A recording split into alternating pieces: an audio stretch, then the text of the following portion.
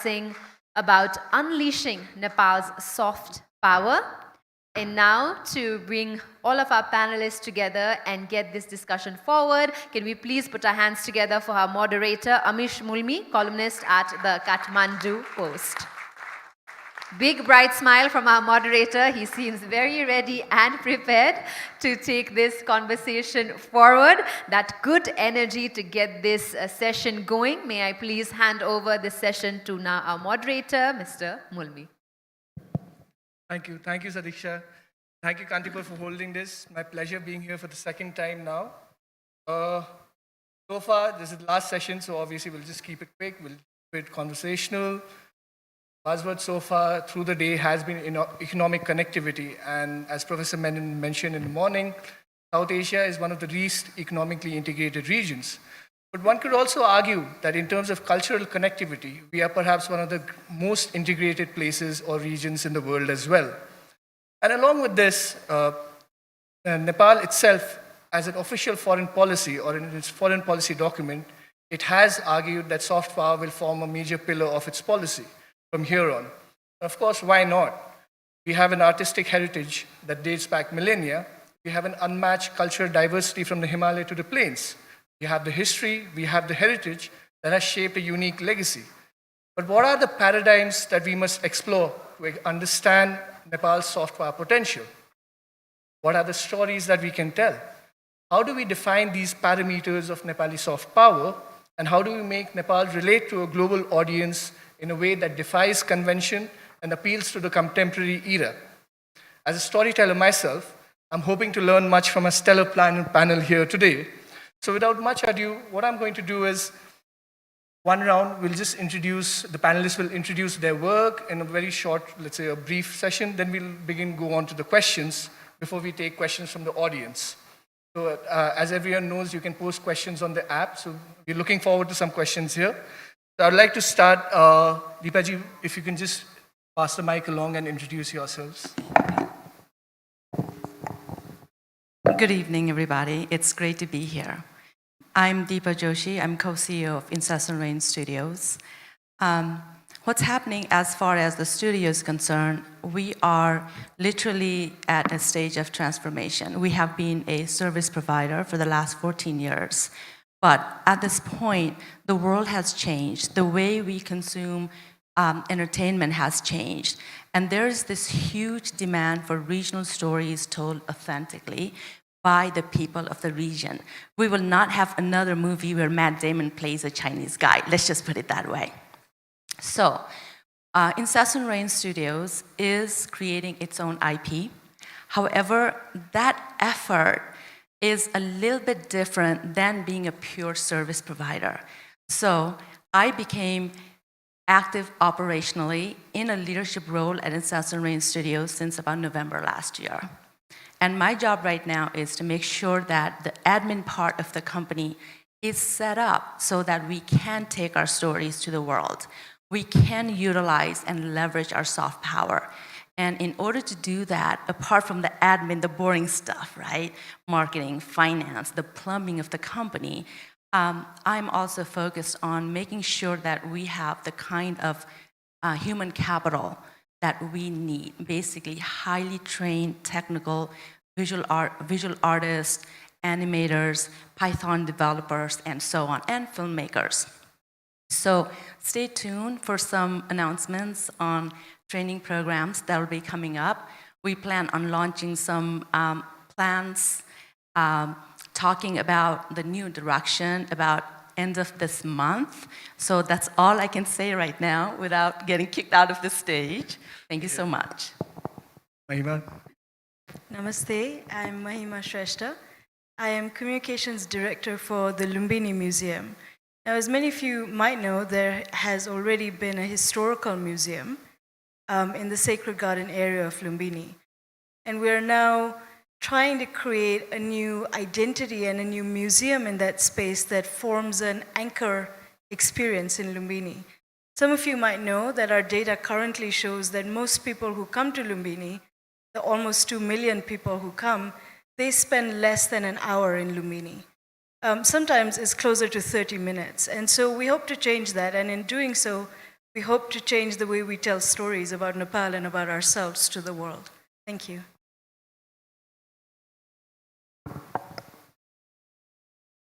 Good evening, everybody. It's a pleasure to be here. I would like to introduce myself with the work that I have done with the Siddharth Art Gallery, which was established in 1987. I've curated about 600 exhibitions, but in between what I began to feel is that despite the constant flow of exhibitions that I was organizing, Nepal was somehow getting left out of the global discourse. So I set up the Siddharth Art Foundation, which is a non-profit organization. And through that, we have been organizing something called the Kathmandu Triennale. We had the fourth edition in March of this year. Of course, the pandemic pushed it 2 years later. But, you know, when people talk about South Asia, I'm very proud to be South Asian. Nepal is always left out of the discourse. We talk about Pakistan, India, Nepal, Bangladesh, and Sri Lanka. These are Commonwealth countries. But you know, the water from the Himalayas has nurtured the civilizations downstream. But we are left out of the discourse.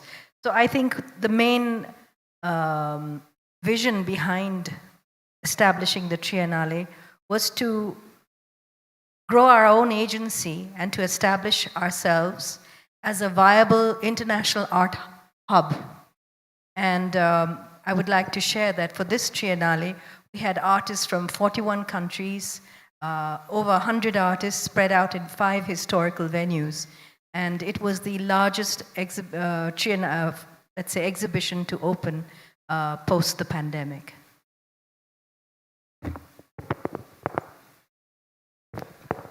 My name is Upendra Mahato. My dream is to make our passport. Please welcome from Please Wait. Thank you, Upendraji. I think that is more than adequate for your introduction. So I would like to begin directly from you itself. So how do we outline Nepali soft power in this age of digital connectivity and dissolving borders? And being so associated with the NRN movement yourself, how can we take advantage of this Nepali diaspora in expanding our soft power? To talk about soft power, we should find what is the hard power. Hard power is influencing power in economics, weapons, and international politics. So because of that, this hard power, G7, G20, and G150, 200 are down. So every country, to get this hard power, should go through soft power. So Nepal's soft power is the highest concentration in the world of spirituality and nature, which is God-gifted. It cannot be created. It cannot be bought. There is no any amount of billions, trillions of dollars cannot make this. So we should explore this in international market. And every country which has their own unique soft power, if we can find that soft power and we can sell in the international market, we can be one of the largest hard power. So as looking different countries of the world, many of you have already traveled those countries. Because of NRN movement, I have chance to see many countries, to work there, to see the possibility. I think in very near future, there will be G1, G7, G20, and G200. So G1 will be Nepal. Why G1 will be Nepal? I already told. The concentration, concentrate like Coca-Cola. All over the world, water is used locally. Only the concentration is coming from somewhere. And we all are drinking. So that power, spirituality and nature, that concentration we should find out and to sell. So, and the main is called, the concentration called sanskar. that sanskar we have. We don't use this sanskar in the international market for the economic development. But I am very scared one thing in Nepal, because we have very many unique things like our calendar, our shape of the flag, moon is higher than sun. So our color of passport was green, now became, I don't know which color became. So we should not lose our uniqueness. That uniqueness, I am scared that because of all this internationally, globally, globalization, all these things, we can lose our uniqueness. That uniqueness, if we lose, then soft power will not work. And we will be always behind other countries. Thank you, Upendraji. I agree. I think in terms of, as I said, in terms of cultural heritage, we have a lot that we can leverage on. And I want to move on to you, Deepa.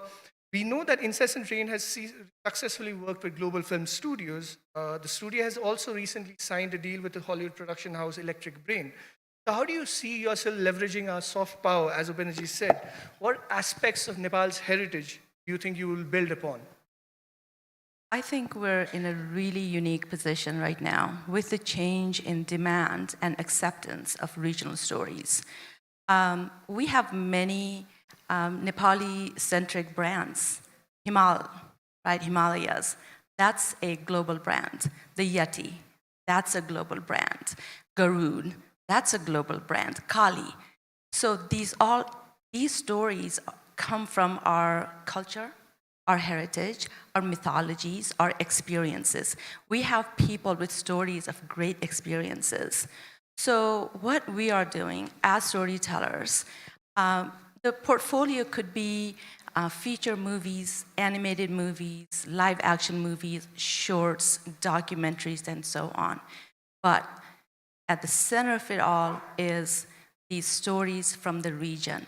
Now, the challenge, Amish, is how do we translate this for the global market? We don't make a $50,000 movie. We make $15, $20, $30 million movies. So for that, we don't have a vibrant equities market or capital market over here. So we got to get the money from outside, right? So that's the challenge. Then we got to be able to package it. So I always say this, and if Kiran Joshi heard it, his nose would grow big, right? If it was not for him, the company would not really exist. It's just sheer tenacity. But for us to go forward, we need to have this connective tissue with Hollywood. Our stories, Amish, they are written by script writers and writers in Hollywood. We bring Hollywood actors. One of our advisors used to be the president of the Golden Globes. We have instructors that'll come, known Academy-nominated and Academy-winning personalities that'll come and do classes. So we need all of these pieces to come together. And fortunately, we're able to do that. So I'm really excited and optimistic about where we're going. However, I would like to really stress that we are the only company in Nepal that does what we do. So it is still very nascent. And so we are misunderstood and not understood. And so that creates lots of barriers and obstacles in many, many ways. And that's a challenge. I think that's one of the things about cultural transmission as well. Like, as much as what we send outside, I think we would also like to receive from the outside as well to absorb what let's say, the larger world is doing. And I think recently, as Sangeeta ji said, the Kathmandu Triennale really did that.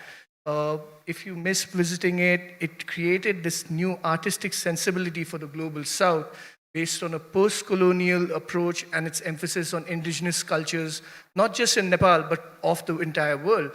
So, Sangeeta ji, I would like to ask you, what would it take for Nepal to become this successful artistic center? And can we build on this artistic heritage of ours, become one not just in South Asia, but perhaps the world? It's been a long journey. Kathmandu Triennale is now a recognized event globally. I just like to reflect and say, a country's politics is shaped by its geography. And in that aspect, country's art is also shaped by its geography. And Nepal is in a very unique position in that we are next to India and China. And the other thing is we are a neutral country. So artists from Pakistan can come to Nepal and exhibit. And South Asian artists have the mobility in Nepal that they might not have in other countries. So I think in that respect, we are a neutral ground. So we are politically, climatically, and culturally positioned to really grow our cultural currency and establish ourselves as a global brand. But the challenges I see is I go to the Venice Biennale, the Kochi Biennale in particular. It is called the People's Biennale. And earlier on, I heard someone talking about Buimanche, So we somehow haven't been able to grow that community, from the rickshaw driver to the taxi driver to the person at the airport or to the whole art infrastructure. Everybody is talking about the Kochi Biennale. And it's still a long way for the Kathmandu Triennale to get there, but we will one day. I would also argue that, this year's Triennale was a successful event in many, many ways in doing that, right? So do you, just to build on what you're saying, do you think that there is a larger push that is required on behalf of policy making, or do you think that this artistic center can emerge on its own? Someone just said a weak state has no diplomacy. A weak state also, every time I visited the ministry, the Secretary of Culture had changed. So, it was like musical chairs, in the course of talking to the government. This was the first Triennale where the government participated, and they gave us a contribution. Now, that also, it took so many years for us to receive that. But we were able to, with this Triennale, like you mentioned, we had funding for research. Our curators were able to go as far as Karnali, Pokhara, Janakpur, and what they put together, the whole Triennale team, the curators, we have reached where we are because of the team effort. But we need more commitment from the government. Mahima, I want to move on to you. And you've been associated with the Lumbini Museum, which is the most exciting project that seeks to revive both Lumbini and Nepal's Buddhist history. And if you haven't heard about it, I would definitely recommend checking it out. I'd like you to tell us what its vision was or is, and how does it build on our cultural and religious heritage, right? And how are you intending to, beyond, let's say, driving visitors to Lumbini, how are you seeking to build upon the vision of, let's say, the Japanese architect who had this master plan for Lumbini? Well, first of all, so unlike most museums in the world, when people build museums, often the biggest question is how do we get people to come? And for us in Lumbini, that's a smaller problem because people already come. We have a storytelling problem in Lumbini, and we have an information and education gap in the way we communicate the history of Lumbini. So the museum, the creation of a museum, is as much a storytelling project as it is a project about creating a physical space that we call the Lumbini Museum. For us, we see, I always recount this experience of going to Giverny in France, which is home of the Impressionist painter Monet. Now, he's a wonderful painter, and still, he's not equivalent to what we're talking about in Lumbini. But from the time you get on the train in Paris to go to Giverny, everything reminds you that you are going to the hometown of this exceptional, very significant person that once lived there.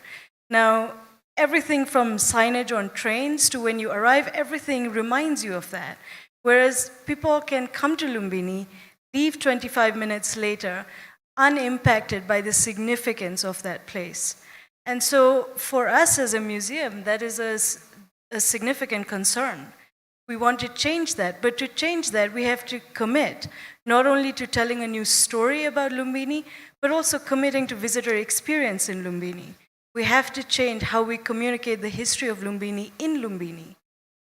So these are two parallel issues, the challenge of education and storytelling and the challenge of the actual physical museum space. So those are the two areas that the museum is working towards at the moment. And then how, beyond working on these two visions, say, how is it that the museum is building on this idea of, let's say, Nepal's Buddhist soft power, or how are we taking it outside? So you mentioned the master plan earlier, right? And as far back as the 1970s, visitors to Lumbini, specifically Uthan, who was then UN Secretary General, and Kenzo Thange, they were so moved by the beauty and the heritage and significance of Lumbini that they could see that it had the potential to become a major spiritual, cultural center in the world. So this is a project that really, it aligns itself with that original history and vision and seeks to bring it to life in a new way that captures the modern imagination. Thank you, Mahima.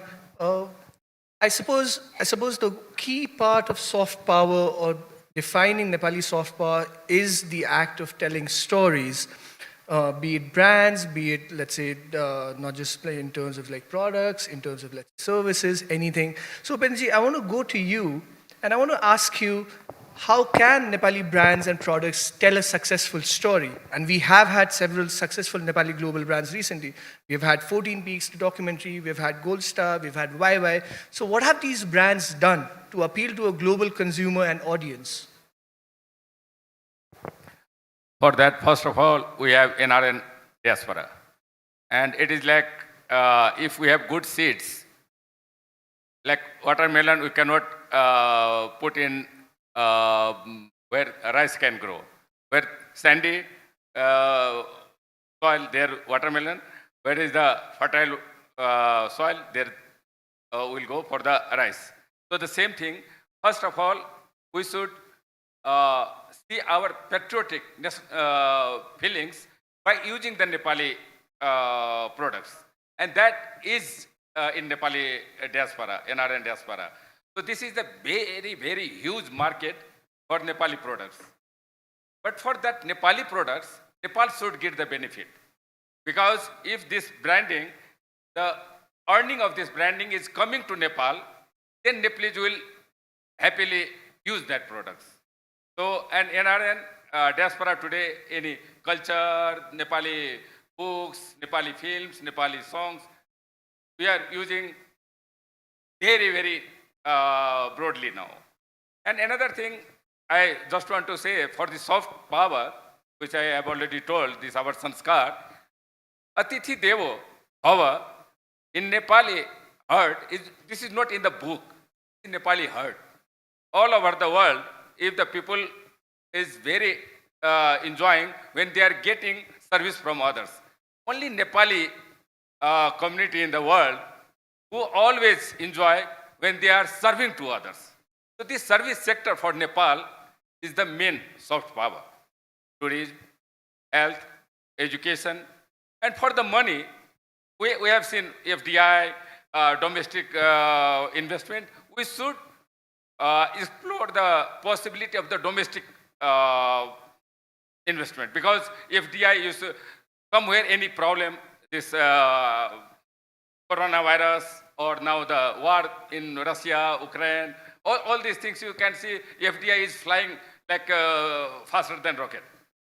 So domestic investment should be protected, should be as much as possible. In Nepal, I think maximum, we heard Kulman saying, maximum 10 years, we will not know where to put the money. We will have the huge amount of the money, so please, we should be concentrate in our soft power to make Nepal as a G1. Thank you. I agree. I am a lot of, I suppose, hydropower obviously has brought about a lot of dreams, right? And I think that's also part of the whole story, the larger Nepali story in the 21st century, about creating this legacy built on, let's say, our existing heritage. And this is a question that I have always wondered about since the release of 14 Peaks, and I have the right panelists here to answer that. OTT platforms such as Netflix, etc., they have been extremely successful in bringing out regional stories from different cultures, and which have in turn created a soft power legacy of their own. And 14 Peaks has done that to an extent for Nepal. So how do you see this medium translating into, let's say, diffusing our own soft power heritage on, let's say, these platforms?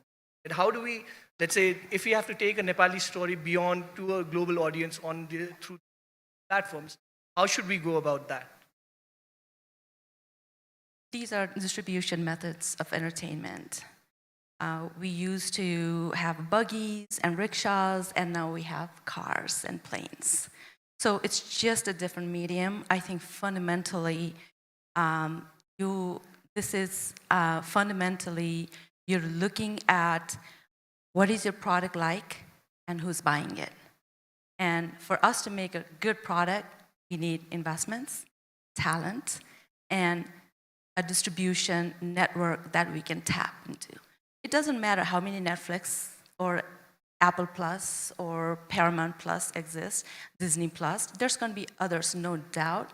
But for Incessant Rain, as an entertainment company, our biggest challenge is still developing our human capital in such a way that we can create these stories. Because it's no use if we bring a bunch of people from Hollywood to make these stories, right? So I'm just really focused, laser focused on training our people and making sure we have a company that the global investors and global entertainment audience demographic gravitates towards. And that's a whole different thing. So, you know, it's all interrelated little pieces that have to come. And you mentioned, by the way, 14 Peaks. It's an anomaly. It's not a harbinger of what's to come. If you look at the ins and outs of how that product came to the market, it's unique. But that's not the standard bearer of what's happening right now. And we really need more concerted efforts. You asked earlier about policies. Can't do it without a friendlier policy environment. So in terms of, let's say, friendlier policy environment, what are you, let's say, particularly looking for? It's multifaceted, but if I can just summarize it, our processes are Byzantine. I call it a jalebi system. You know, you keep going round and round and round, and it's really hard to get things done. Apart from that, obviously, we have a very non-formed capital markets. We're pretty much a hermit country, in my humble opinion. It's debatable. But there are many pieces that need to come together. And as only one company that's trying to do this, it's going to be an interesting story. And I look forward to sharing it with the country. I think in what you've identified, I think we've had a similar experience in art as well, in contemporary art. The Nepali artist Sharon Sherpa is now exhibiting at prestigious centers such as the Virginia Museum for Fine Arts and the Venice Biennale. So Sangeeta ji, I think it's a similar question to you as well. Is the time now ripe for a unique Nepali artistic sensibility to take on the world? And how can contemporary art forms from Nepal build this Nepali perspective and contribute to our soft power? First of all, I would like to say when international museums look at Nepali art, we're always thinking of the religious art. But I think the Kathmandu Triennale and the Venice Biennale, this was Nepal's very first participation in Venice, which is, to explain the Venice Biennale would be to say it's the single most important art event in the world. And to have Nepal represented there was a huge, huge milestone for Nepal and for the artist, for the curators, and for, I served as a commissioner with the Nepal Academy of Fine Arts. So it was a first for all of us. And we got noticed, and our Nepal pavilion was referred to as one of the must-see pavilions in the Venice Biennale. So I think the time is definitely right. To get permission to participate in the Venice Biennale has to come from the government. And I would like to share that it took me 9 months to get that permission, from going to the Foreign Ministry, to the Ministry of Culture. You know, chasing that dream was difficult. And 2 days before the permission deadline was up, we finally got permission. But that also meant that we lost the original larger space that our partners had identified, and we had to settle for something smaller. But yes, Nepali art has arrived, and we have to. I think it'll be easier 2 years from now when Nepal participates again. Like Deepa said, our policy mechanism is a jalebi, right? So you have to keep going round in circles until we arrive at the right point. So, Mahima, you have worked with companies and individuals across the world, and just to, let's say, round up this session in terms of ideas, what do you think a successful global Nepali story will look like? Not just in terms of appeal, but also in terms of, let's say, what the contemporary youth, in terms of stories, ideas. How can Nepali content creators, creative artists tap into this global zeitgeist that is constantly changing or shaping itself new ways every day? My personal opinion is that the first and most important thing we have to learn to do, which is to say, again, in my opinion, I don't think we have done very well so far, is to learn to be good stewards to our own heritage. To be able to tell the story of our heritage in many ways for a long time to come, we have to be good protectors of that heritage first.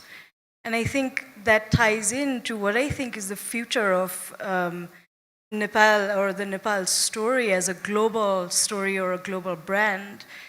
It ties into this issue of stewardship, because until we learn to appreciate our own heritage and where we are from, we will be unable to authentically communicate that to other people.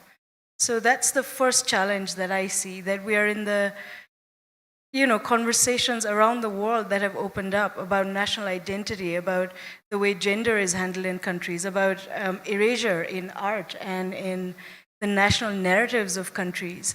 Those dialogues have to be given more room in our maybe more public, more formal forums. That conversation is happening already, but we don't hear them loud enough.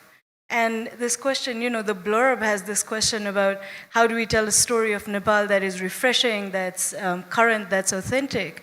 And that first has to start with us being refreshingly honest with one another. So I think there's an enormous storytelling opportunity that has to come from authentic communication between us. And when you speak about the global zeitgeist, to me, that's what it is. We're all asking questions around the world about things that for decades, centuries maybe, we have believed to be true about gender, about national identities, about race, and we're questioning those.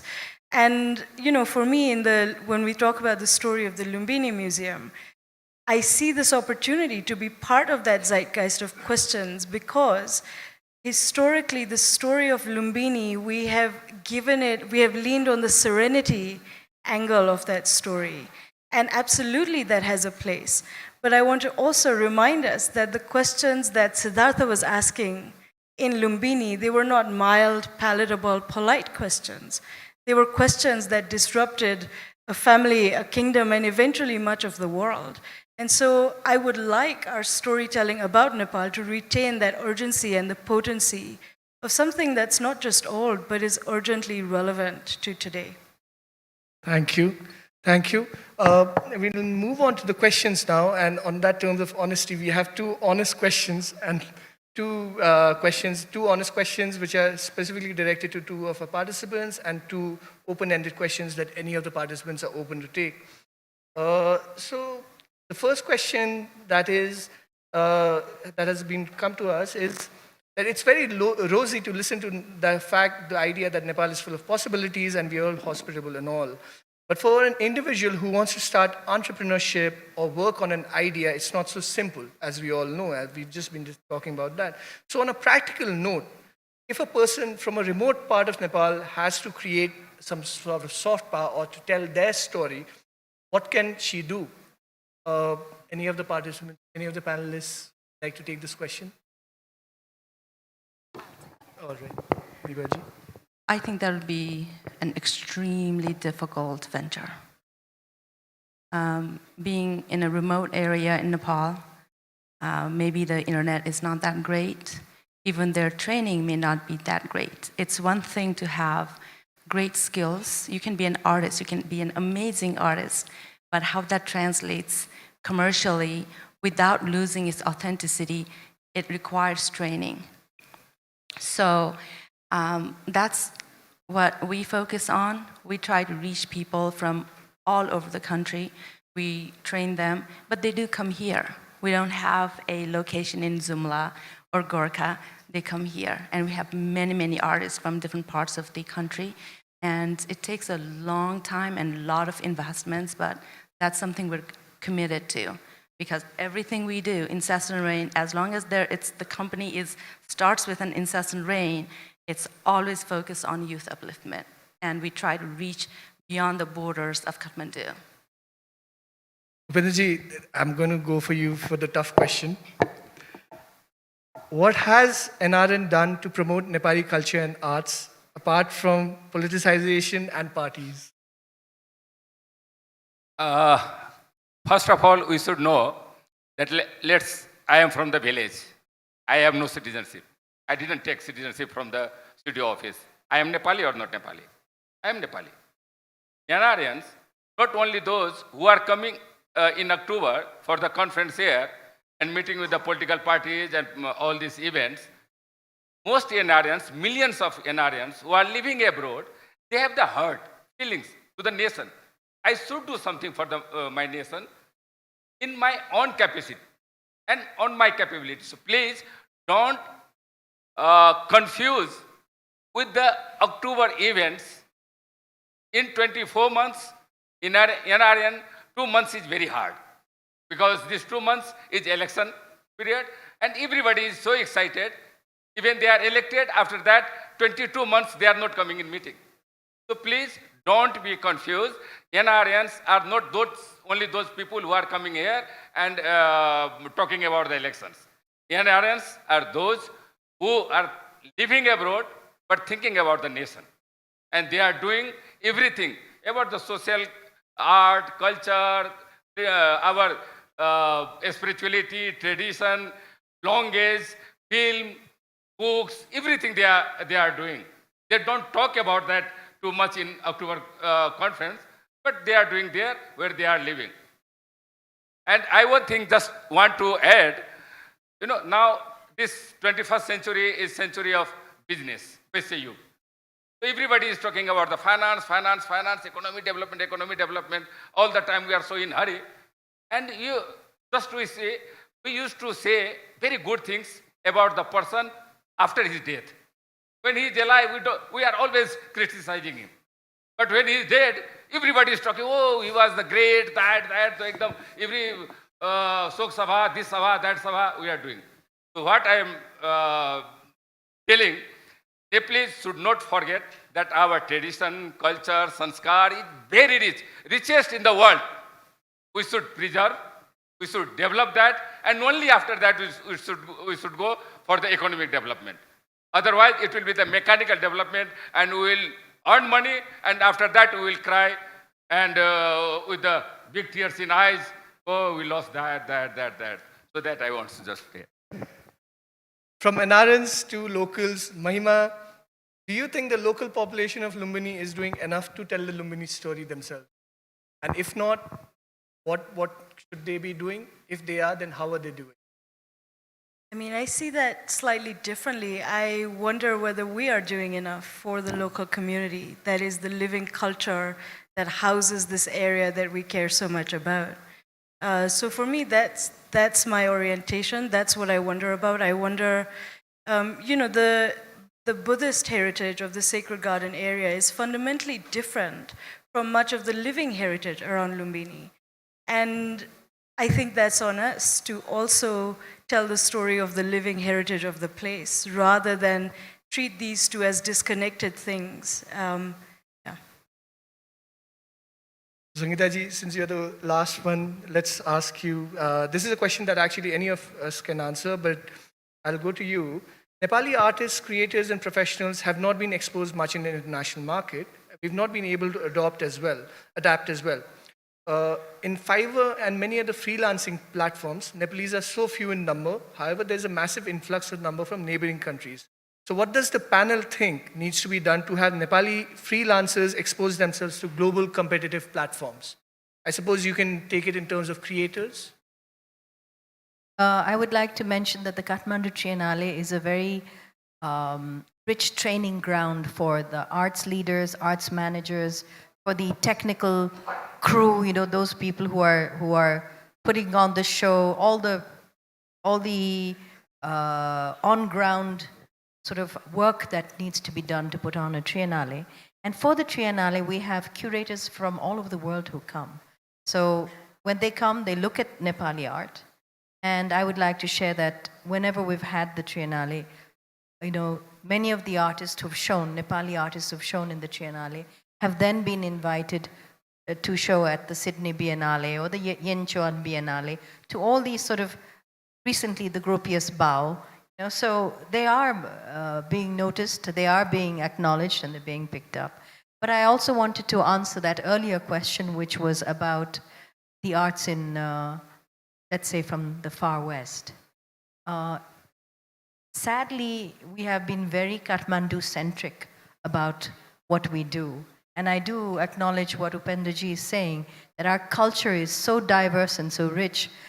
This time for the Triennale, we were able to bring the Karnali Arts Center people, you know, people from the Janakpur Women's Development Center. And I think it is really our duty as Nepalis to support people in the, you know, in areas beyond Kathmandu. We need to recognize their talent. We need to bring them to Nepal, and we also need to take our expertise there. There has to be that sharing. We can't just hold everything in Kathmandu. We need to decentralize. I think that goes partly in what Mahima was also talking about, Lumbini. I just want to add for this question was from the remote area, the entrepreneur. If really you are entrepreneur, not just to say I am entrepreneur. If you are really entrepreneur in any remote area, please, we have courage and patience. Opportunity will come to you. You should not find somewhere. They will come to you. But you should have patience and courage. I think on that inspiring message, we should end this. I think one of the key takeaways from this session has been that we know that Nepal has this massive potential of soft power, but of course there are policy issues as well as other difficulties and challenges that we have to face. I suppose one of the things going ahead in the 21st century will be for us as a nation, as a policy unit, as a state, to assist in taking the Nepali story to global audiences and do it in a way that allows our creators, our artists, and our freelancers, as the question was, go forward and compete on the global stage. With that, I thank you. I thank my stellar panel. It was an incredible experience listening to all of you. Thank you, the audience, for these questions, and the Kantipur organization for holding. Thank you very much. Nepal can and is a beautiful story of bravery, courage, culture, happiness, possibilities, and opportunities. And hope we're able to tell our stories and share the beauty of our nation for the entire world to see. Once again, thank you for this beautiful panel for discussing on how we can unleash Nepal's soft power. And with that, ladies and gentlemen, we'll come towards the end of day one of a fantastic Kantipur Conclave 2022. So on behalf of the organizers, I'd like to thank once again our keynotes, our panelists, our speakers, our moderators for the entire day where we talked about climate change, digital transformation, hydropower, Nepal and the world, and Nepal's soft power. It was wonderful listening to all our fantastic speakers who brought in a lot of valuable and valid insights. Once again, thank you to all our sponsors, title sponsor NIC Asia, powered by Asian Paints, hospitality partner Hyatt Regency, international airlines partner Cathay Pacific, education partner Uniglobe College, home appliance partner Haier, e-commerce partner Daraj, green mobility partner BYD, insurance partner Shikhar Insurance, and knowledge partner Bead. A big thank you to all of your audience here as well. A big round of applause for yourself for being with us from the early morning on a Saturday to this wonderful evening that we're going to spend together.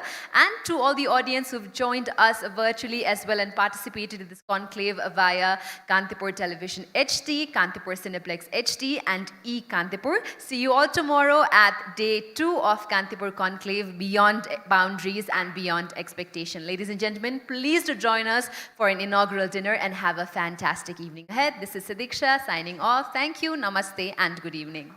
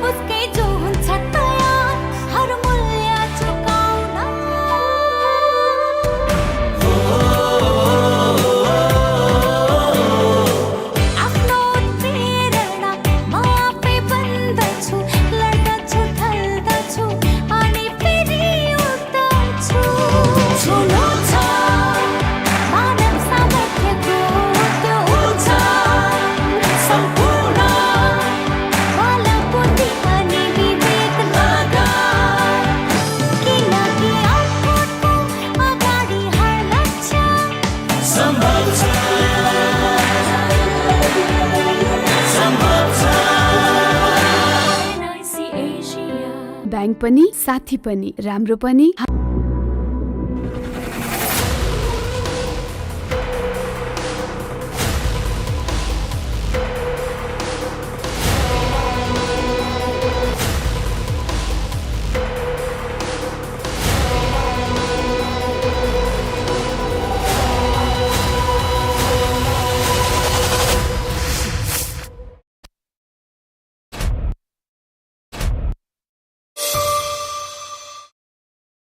They say travel broadens the mind, but why stop there? Why not broaden the palette? Open your ears and your eyes. Your journey will take you many places, but here is where it all begins. The enhanced business class from Cathay Pacific. Let your senses guide you.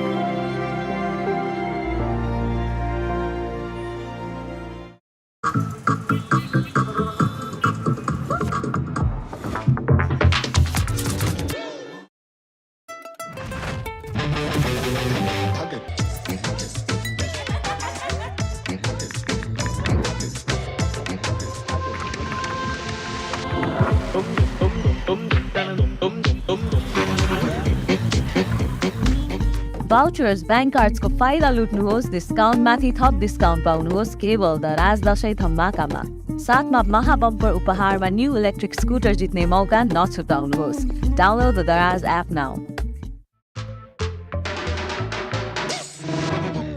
हायरको happy buyer हायरको खरिदमा उपहार यस्तो दङ्ग भई रमाउँछ मन चङ्गा जस्तो आफ्ना ग्राहक वर्गहरूका लागि हायरले ल्याएको छ दशैं तिहार र छठको अवसरमा हात खाली नजाने कोसेली थप जानकारीका लागि हायरको नजिकैको डिलरमा सम्पर्क गर्नुहोस् हायर इन्स्पायर्ड लिभिङ यो डाक्टर नवीनको सधैँ नयाँ चमकदार देखिने घर जसको सबै छिमेकीले गुनासो मात्रै गर्छन्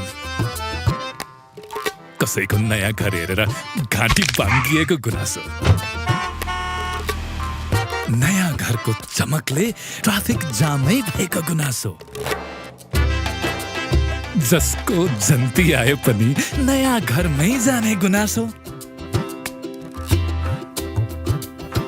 सबै हैरान आए लिएर गुनासोको चाम छोरा जन्मिदा घरमा Asian Paints Ultima Protek Shine लगाएको त्यति नै हो एशियन